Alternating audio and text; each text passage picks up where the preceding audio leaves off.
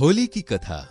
बहुत समय पहले हिरण्यकश्यप नाम के राक्षस ने ब्रह्मदेव की तपस्या करके उनसे वरदान मांगा।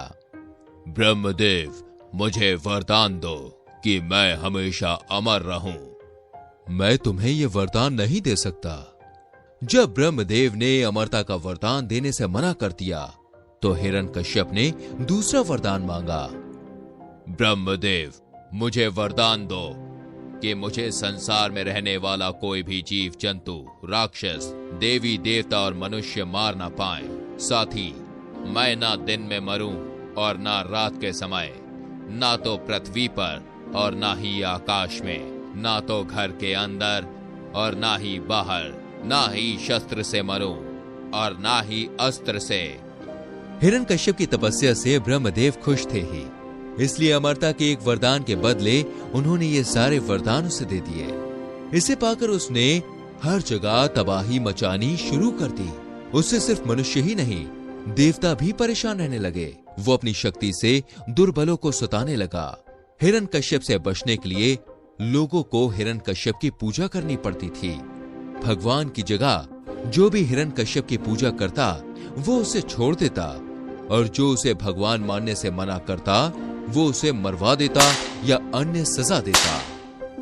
समय के साथ साथ राक्षस हिरण्यकश्यप का आतंक बढ़ता गया।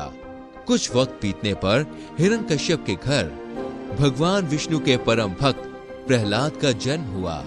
हिरण्यकश्यप ने प्रहलाद को कई बार विष्णु की पूजा करने से मना किया और कहा, मैं ही भगवान हूं, तुम मेरी आराधना करो।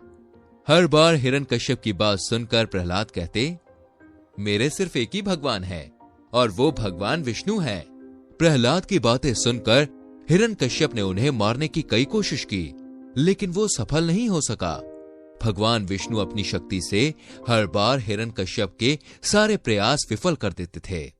एक दिन हिरण्यकश्यप के घर उसकी बहन होलिका आई। होलिका को आग में ना जलने का वरदान प्राप्त था। उसके पास एक कंबल था जिसे लपेटकर अगर वो आग में चली जाए तो आग उसे जला नहीं सकती थी। हिरण्यकश्यप को अपने बेटे से परेशान देखकर होलिका ने कहा, भैया, मैं अपनी गोद में प्रहलाद को लेकर आग में बैठ जाऊंगी, जिससे वह जल जाएगा और आपकी परेशानी खत्म हो जाएगी। हिरण्यकश्यप ने इस योजना के लिए हामी भर दी। उसके बाद होलिका अपनी गोद में प्रहलाद को बैठाकर आग पर बैठ गई। उसी वक्त भगवान की कृपा से होलिका का कंबल प्रहलाद के ऊपर आ गया और होलिका जलकर खाक हो गई। प्रहलाद एक बार फिर से प्रभु विष्णु की कृपा से बच गए। आग में जिस दिन होलिका जलकर भस्म हो गई थी, उसी दिन को आज तक होलिका दहन के नाम से जानते हैं। इसे बुराई पर अच्छाई की जीत के रूप में देखते हुए होलिका दहन के अगले दिन रंगों से होली खेली जाती है। दोस्तों, बुराई कितनी भी ताकतवर हो, लेकिन एक दिन अच्छाई की ही जीत होती है। इसी वजह से हमेशा बुराई का मार्ग छोड़कर अच्छाई का मार्ग ही अपनाना चाहिए। हर हर महादेव।